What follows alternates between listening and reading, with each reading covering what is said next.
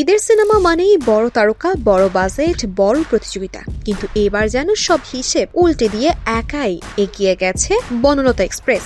শাকিব খান, নিশো এত বড় নাম থাকার পরেও ঈদের আসল বিজয়ী হয়ে উঠেছে এই সিনেমা। মাল্টিপ্লেক্সে একের পর এক হাউসফুল শো, টিকিটের জন্য হাহাকার আর সোশ্যাল মিডিয়ায় দর্শকদের প্রশংসা, সব মিলিয়ে থামছেই না এই জয়যাত্রা। দম, রাক্ষস, প্রেসার কুকার, প্রিন্স সব সিনেমাকে পেছনে ফেলে এবার ঈদের উইনার বনলতা এক্সপ্রেস।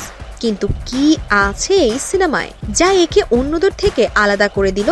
কেনই বা দর্শকদের এত ভালোবাসা পাচ্ছে এই সিনেমা, আর কতটাই বা আয় করলো বক্স অফিসে? আজকের আয়োজনে থাকছে বনলতা এক্সপ্রেসের এই দুর্দান্ত সাফল্যের গল্প। ঈদে মুক্তি পাওয়া সিনেমাগুলোর মধ্যে প্রতিযোগিতা ছিল বেশ তীব্র। বড় বড় নির্মাতা, জনপ্রিয় তারকা আর প্রচারণার জোর, সব মিলিয়ে প্রত্যেকটা সিনেমাই ছিল আলোচনায়। কিন্তু সময়ের সাথে সাথে একটা জিনিস পরিষ্কার হয়ে গেছে, কন্টেন্টই শেষ কথা।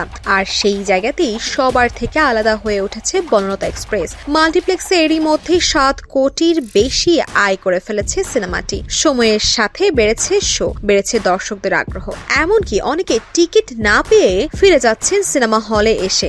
শুধু দেশেই না, বিদেশেও দারুণ সাড়া ফেলেছে এই সিনেমা। ওভারসিজেও ধীরে ধীরে শো বাড়ছে, আর সেই সাথে বাড়ছে আয়ের পরিমাণ। খুব সম্ভবত হাওয়া সিনেমার রেকর্ড ভেঙে এটাই হতে যাচ্ছে ওভারসিজের সর্বোচ্চ কালেকশন তোলা বাংলাদেশি সিনেমা।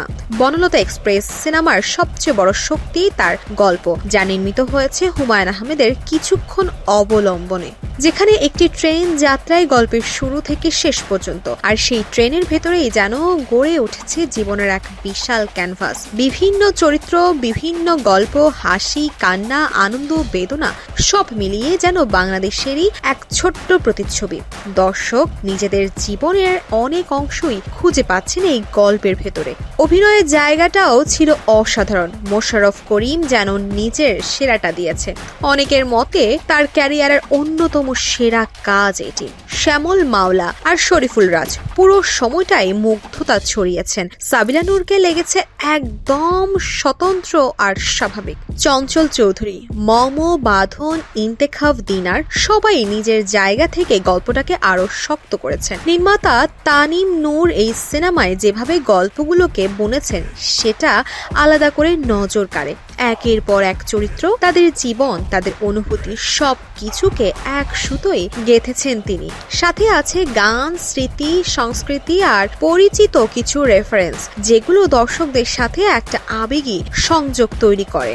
প্রথমার্ধে বিনোদন, দ্বিতীয়ার্ধে আবেগ, এই ব্যালেন্সটাই সিনেমাটাকে এগিয়ে দিয়েছে। দর্শক হাসছেন, আবার কিছুক্ষণ পরেই আবেগেও ভাসছেন, আর এই মিশ্রণটাই সিনেমাটাকে দীর্ঘ দৌড়ের ঘোড়া বানিয়ে দিয়েছে। আসলে এই ঈদে একটা বিষয় আবারও প্রমাণিত হয়েছে, শুধু তারকা দিয়ে সিনেমা চলে না, ভালো গল্পই শেষ পর্যন্ত জিতে যায়। যত বড় নামই থাকুক, যদি গল্পে টান না থাকে দর্শকদের ধরে রাখা যায় না। আর বনলতা এক্সপ্রেস ঠিক সেই জায়গাটাতেই সফল। তাই কোনো যদি, কিন্তু বা হয়তো বা ছাড়া এই ঈদের আসল বিজয়ী বনলতা এক্সপ্রেস।